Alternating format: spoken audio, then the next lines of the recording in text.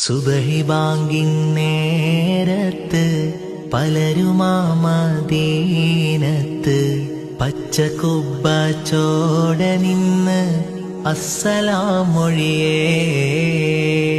പാപി ഞാൻ വീദൂരയാണ്, മോഹമാ തിരുറൗലയാണ്.